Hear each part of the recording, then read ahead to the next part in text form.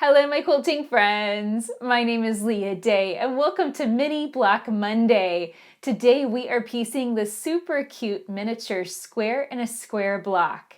For this block, you will need, in a dark fabric color, two 2¼ inch squares and one 1½ inch square. In a light fabric color, you will need two 2½ inch squares and two 1¾ inch squares. The first step is to take your lighter 1¾ inch squares and slice them in half diagonally to create 4 triangles. Take these triangles and fold them in half on the long edge and crease firmly to create a nice crease mark on the midpoint of the triangle. Do this for all of these triangles so they all have that nice crease in the middle. Now take your darker fabric 1½ inch square and you're going to fold it in half and crease the midpoints of one side the exact same way. This creates a nice crease. Then you can take the triangle so that the creases are together and kind of nested, just like so. You're going to place it right sides together and piece along that edge with a 1/4 inch seam allowance. You want to do this for both sides. So that way you stitch a triangle to the left side and a triangle to the right side at the same time. Here's what it looks like whenever you get this stitched. Go ahead and open up your triangles very gently. Finger press that seam allowance open and flat on the back. So that is the first step to creating your square in a square block. But we have a little tricky problem, and that is these extra little flags that are extending on both sides of our center square. So what we're going to do is take a cutting mat and we're going to trim off just those flags. So arrange your ruler so it is nice and straight, so that there's some straight lines on the ruler lined up with those seam lines, and make sure that the ruler is positioned so that you will not trim anything from that center darker fabric square. You only want to trim off the little flags that are extending from those 2 triangles. Once you trim one side, rotate the unit around, line up your ruler once again, make sure it's nice and straight and square, and trim off the remaining flags. To stitch on the remaining triangles, we're going to first fold this in half and again make another crease line. This time I'm making sure to also line up the seam lines so they're nicely stacked as I press that crease into that center piece. I'll grab 2 more triangles and again make sure that those creases on the triangles nest together with the crease line on my center square. Line up both sides. Take this to your machine and stitch the triangles to both sides of your square in a square block. And here's what it will look like when you get those triangles stitched. You're going to next finger press the seam allowances open and flat. And to move to the next step, this is going to require a little bit of trimming, and you need to do this very carefully. First thing I do want to let you know is this center square is ever so slightly small for the size of our square in a square, meaning you're going to have just a little bit of fabric extending beyond the points. And the reason I did that is to avoid having to cut a 1/16 of an inch cut for that center square. So you can thank me later for not making you cut a crazy 1/16 inch measurement. And it is going to run just ever so slightly small, but that's okay. I think that's preferable to having it be just really, really challenging to cut. Okay, so here's what you're going to do. You're going to trim this up by first lining up your ruler over the square in a square, and you're going to line up a straight line running this way and a straight line running this way. Now, if your piecing is ever so slightly off, and it looks like my piecing is just ever so slightly squishy today, you will see that you can't line up. You know, like right now I'm lining up this, but I'm not able to line up this. I'm blaming it on the flood that I recently had. My units are not going to come out exactly perfectly until everything gets resituated from the flood. So yeah, This is what you're aiming for. This is centered up well enough, I think. It looks good. And we're going to trim this down to measure exactly 2 inches square. And how you want to do this is by trimming off a little bit from each side. So once I trim a little bit from one side, I'm going to rotate it around. I'm going to line up my ruler again, this time making sure that 2-inch mark is lined up with the side that I just trimmed, and then trying to get those straight lines back in alignment so that way I'm running straight through the points of that block. So just slow and carefully, and as you can see, you're trimming off somewhere around about 1/8 of an inch per side, a little schniblet off of each side. Now it's real easy when you get to this stage and you can line up your 2-inch and your 2-inch on both sides. And it's really, really, really tempting to cut up and then want to cut over. And I strongly encourage you not to do that, because when you have that above cut, it's really easy to lip up and accidentally cut yourself. So please don't do that. Instead, get one of these rotating mats like this that allows you to keep the ruler in position, rotate it, and then safely make that last cut. So this is the tricky thing about these square and a square blocks, is that for each row of triangles you're going to piece, you're going to have to stop and trim. And I do it for a reason this way, so that way you can trim super, super accurately, so the next row is going to go on just exactly right. Okay, what's next? We're going to take our dark fabric 2 1/4 inch squares. We're going to slice those in half to create 4 triangles once again.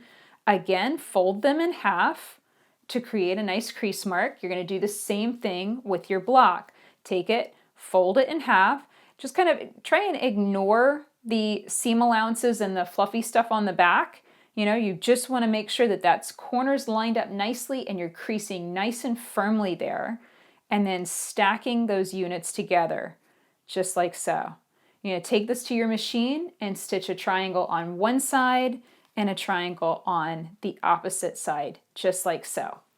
Now, once you get that piece together, you're going to also trim those flags that, just like we did on the center, we're going to trim up those flags from that first set of triangles. Then you're going to grab your second set of triangles, do the same thing again, fold the block in half, make a crease line, fold the triangle in half, make a crease line, line up those creases so they're nicely centered together. Do that on both sides. Take it to your machine and stitch the triangles to both sides of the block. Okay, here we go. That is what it looks like when the second set of triangles is pieced in place. And this time you want to trim the block to measure 2 5/8. So take your time piecing those and trimming them down to that exact size.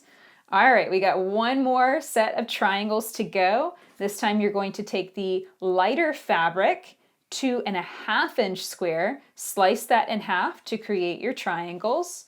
You're going to take your block, yet again, I think you can guess what you're doing next, and that is folding it in half to create your crease lines, just like so. Fold your triangle in half to crease it as well. Line that up once again, piece that to one side and the opposite side.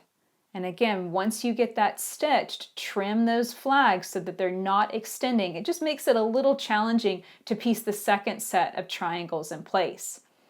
Okay, and here's what that will look like once you get that stitched and the triangles trimmed, those little flags trimmed. Okay, now we've got one more set of triangles to go.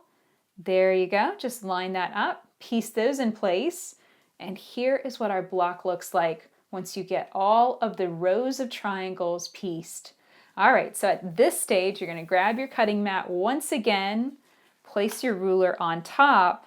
Now I want you to notice how the center square is just ever so slightly small in here. You can see, and Dad didn't trim this very evenly, so we have a little bit more of a gap between the point of the square and that edge right there and right there versus over here. But all of the other ones, the math came out just exactly right. So you should end up with the seam line running right up against the point of your square, without lopping it off. If you do lop it off, that is a sign that you are stitching with a seam allowance that is running slightly big. So double check that. Maybe use a patchwork piecing foot to help you shrink your seam allowance down to the right size.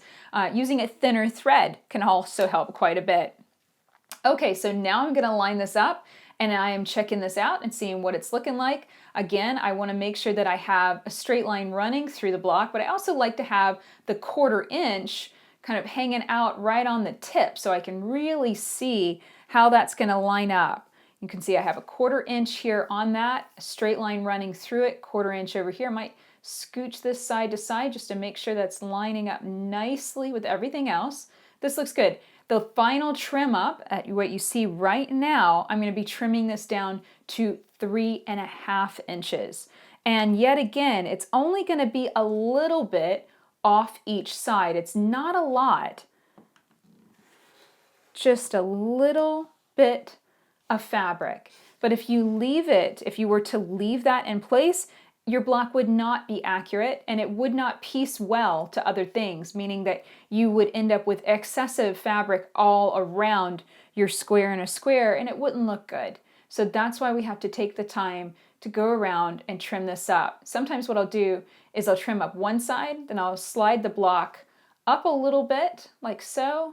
There we go, my ruler up a little bit, and that way I can see that 1/4 inch line on the ruler on the tips of the points of the square and square, just like so, making sure that's nice and straight. I'm also double checking that I've got a thin line on my ruler above and below. And so that looks nice and straight, perfect, quick trim.